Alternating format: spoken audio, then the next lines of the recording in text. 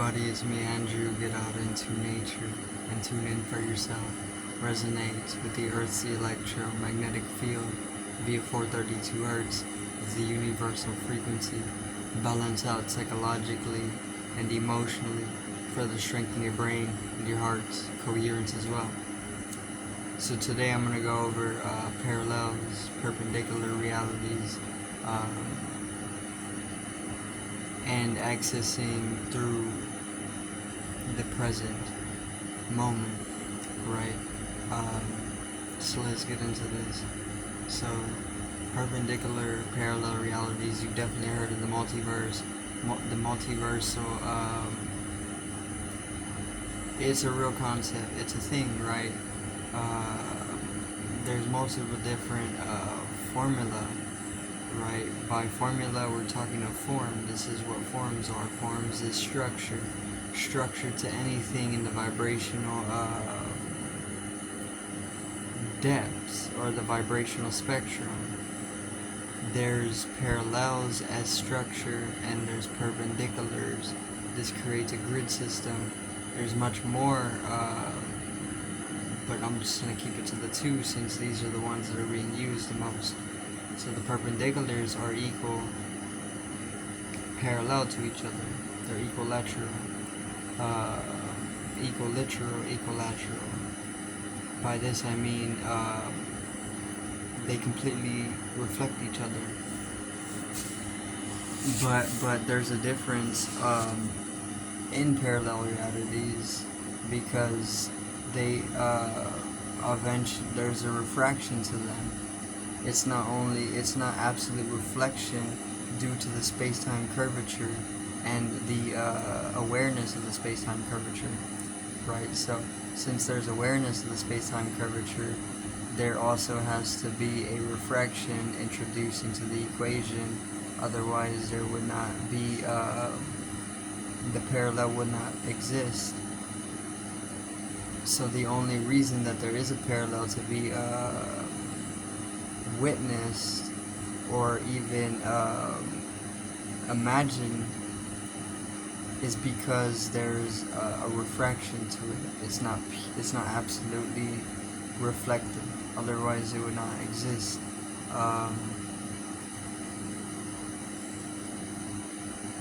So the perpendiculars are intersections in the space-time continuum. So these are intersection let me see, hold on. Perpendicular realities are where a reality incisions or intersects into the current reality that is being inhabited, right? So with parallel reality, these are two different structures, right?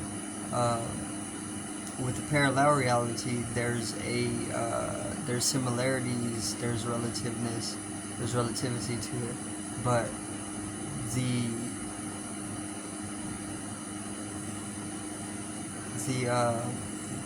parallel reality once again has that refraction to it. The perpendicular reality is an intersectioning. So if you look at what a perpendicular is, it's pretty much where the lines are intersecting, right? There's intersecting linearity, and what this does is this actually allows for another string of conceptualization to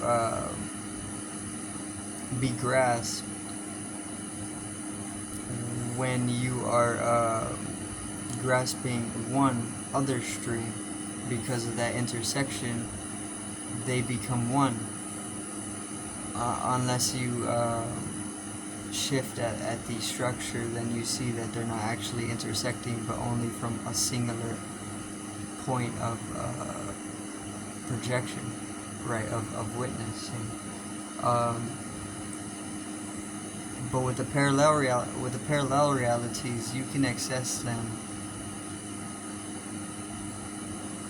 but they're parallels. They're not intersecting unless you start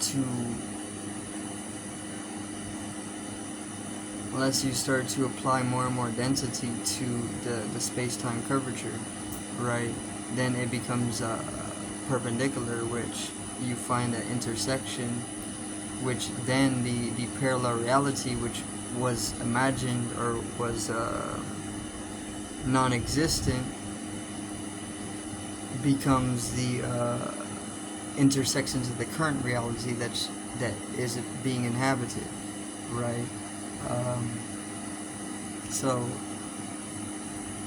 the intersecting is the optical involution that is needed in order for the parallel reality to eventually be inhabited as well, right? And the moment that you start to see these two patterns becoming one, or these two structures or formula becoming one formula, it starts to simplify itself, and you start to see a network. Within that network, you can derive even simpler forms, which come with more and more complexities of formula, so that you can come into equation, or derive more and more equations, which are just all the simplification of the mathematics that are coming to light, which is coming to awareness. So the perpendicular reality, once again, is just a parallel reality, but it's changed form, right? So that the parallel is like, is symbolic of an equal sign, since there is usually two lines to it, and they're perfectly parallel, meaning they should never touch. But with the application of gravitational force or density, even, eventually that parallel becomes a perpendicular, because the conceptualization of a parallelity is literally just an illusion, right? Which is the nature of reality as well. So you can apply this easily to mathematics, which is already being done. So the perpendicular reality is significant because of its intersection. The intersection is densification, which then the densification of the intersection of the perpendicular formula is that same density that you apply to the parallel in order to eventually have it loop into formulating the perpendicular form, right? So it loops. That's the quantum looping, right? Quantum looping is how you eventually accelerate the particle field, and the quantum looping is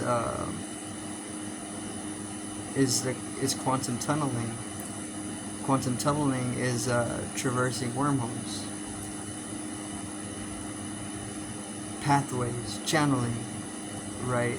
People who are able to channel things across a space-time continuum from different times and spaces without having to think about it, have it in their DNA to be able to travel the tunnelings or the pathways to channel things. That's what the tunneling or the loop.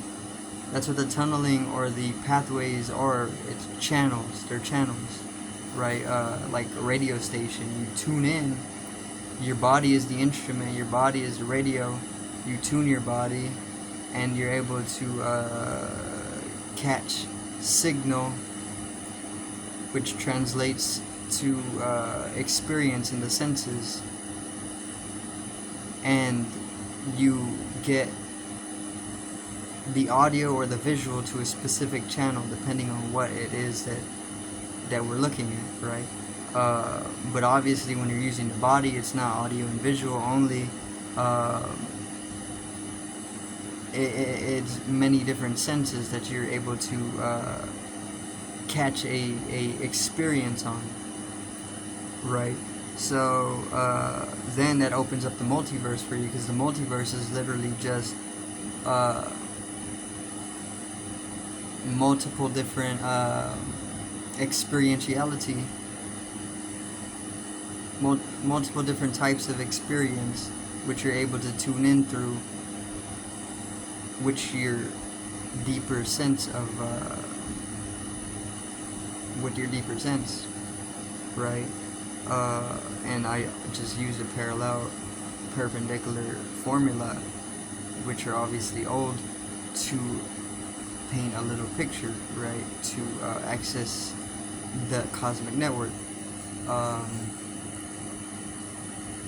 which the quantum looping is a circuitry. You need to be able to see the looping of things in order to be able to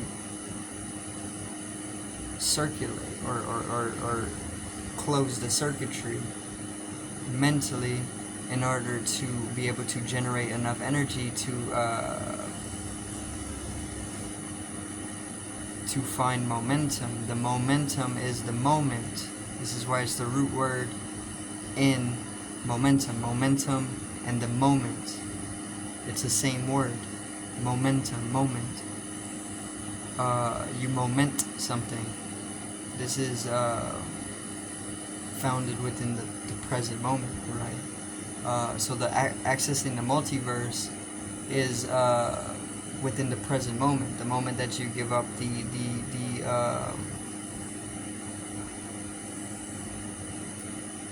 entanglements, we can simplify things, and you can lighten yourself up to be able to just let go and be able to experience anything else, right? So the attachment on many different levels actually holds you to the normal. So giving up that attachment allows you to lighten up your density enough to be able to travel to other experiences. But then obviously you can form new attachments in other experiences to be able to facilitate an anchoring in order to integrate more attention in that experience which you would have invested in order to shift the reality to a completely different experience, right? And this would be traveling the multiverse instead of just being able to see it. And then obviously you can keep going with the ability to create multiverse, and then taking it further and further, right? But it's very simple, right? The knowledge is very intuitive because deeper aspects of your being call for the utilization of the knowledge in order to be able to sustain the entirety of the game, or whatever you want to call it, because it's pretty much just a game, like a simulative game, because it's a simulation. But that's going to be it for today's video. I do thank everybody for watching. Once again, peace out, love, and have a great evening.